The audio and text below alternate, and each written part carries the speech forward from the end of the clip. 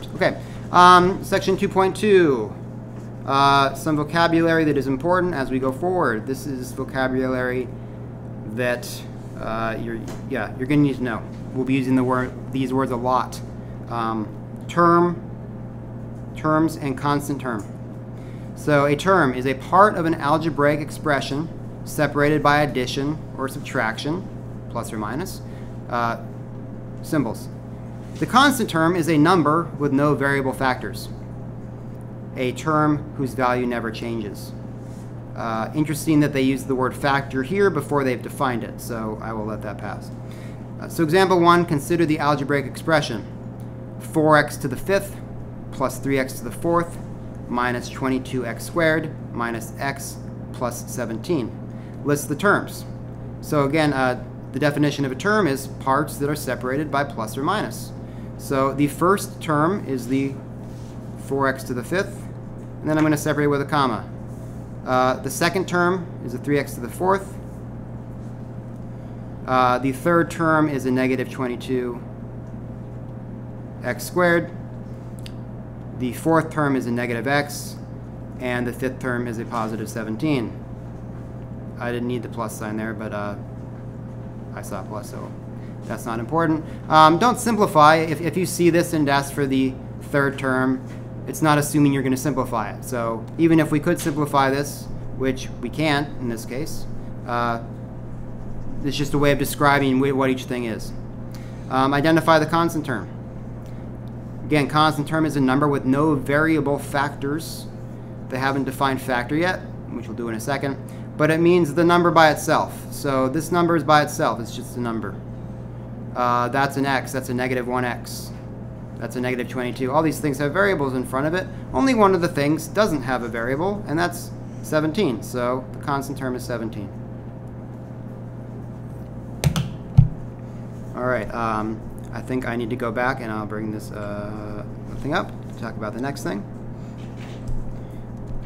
I'm going to copy and paste this factors now in coefficient, and go back to my sketchbook.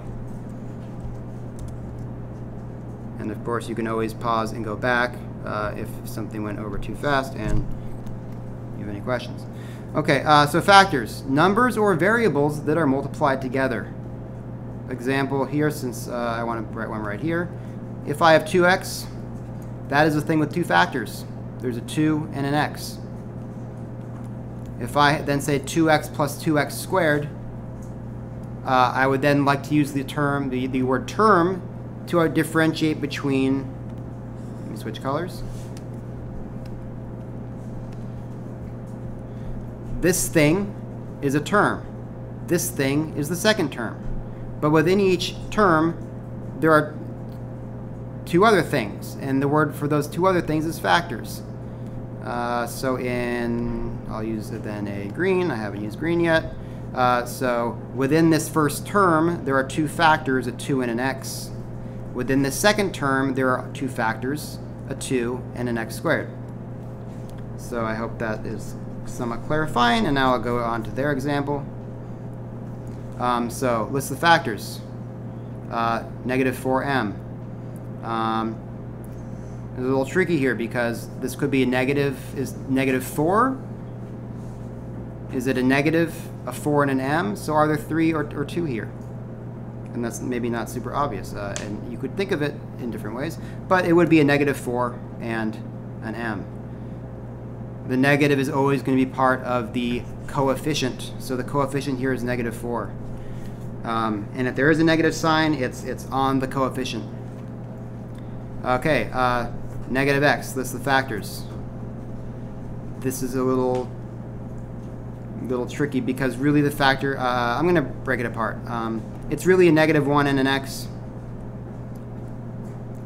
And the coefficient is negative 1. There might be some times when something might disagree, where you would just say the factor is negative x, but I think I don't want that to be confusing, so I'm going to start by saying that that's two factors of negative 1 and an x, because I really want you to when you see negative x, that there's a negative 1 there. It's just not being shown. 1/2 BH. There are three factors. There's the half, there's the B, there's the H. What's the coefficient? 1/2. Doesn't have to be a whole number. Okay, here list the factors. Lots of ways you could make a mistake here, because you could say there are three factors. There's a 2, there's an R, and there's a 1/5. But no, it's the 2/5 is one factor, and an hold on, let me think for a second, because 2/5 and the R, I would say those are the two factors. Yep, and the coefficient is 2/5.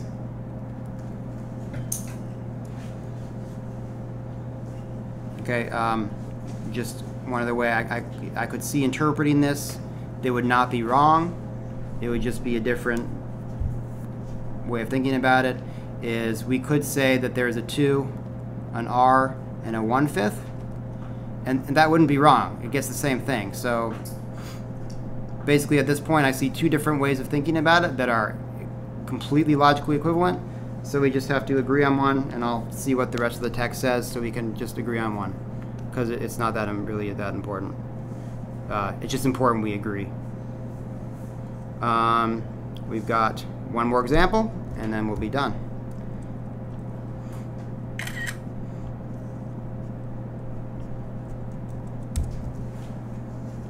And this will be a bit quicker, because now we're just practicing.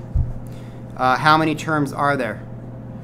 So, well, there's 1, 2, 3, 4, 5. 5 things separated by pluses and negatives, so 5. Identify the constant term. Again, if you forget what constant term is, go check. Maybe, hopefully in your notes, either it was already defined or you defined it.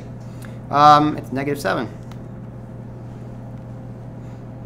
What is the coefficient of the first term? Well, the first term is the first one in order. And it's a 5. What is the coefficient of the second term? The coefficient, again, is the number part, not the variable part. So my second term is a -8y cubed. So the coefficient of the second term is -8. It's important to know whether that's negative or positive. It is negative. E, what is the coefficient of the third term? So first term, second term, third term. I'm looking at that. I don't see a number in front of it, so is there a coefficient? Yes, there is. It is 1. So I'm going to star this as something that's important. There's always a hidden 1 when we're talking about coefficients. F lists the factors of the fourth term. Well, what's the fourth term? I have to find that first. 1, 2, 3, 4, the -y/4. And I'm going to say there's the -1/4 and a y. One comment about this I'll add is there's something called the identity. Let's see. I think the word is identity operand. I'll go with that. I'll fix it in the comments if I made a mistake. But basically, it's like in multiplication. If there's a 1 doesn't do anything, x versus 1x, they're the same thing. So we don't have to write the 1. In addition, there's also an identity operand, and that's 0. If I have 3 and 3 plus 0, those both mean the same thing. So you could say there's a +0 there, but it's not written because it just takes extra time. So multiplication, you can always add extra 1s because they don't do anything. But do make sure you understand that example 3 part E. The coefficient is there is a number there. It's just not written. If you want to write it, that's fine, but typically not done. I am now going to stop the recording.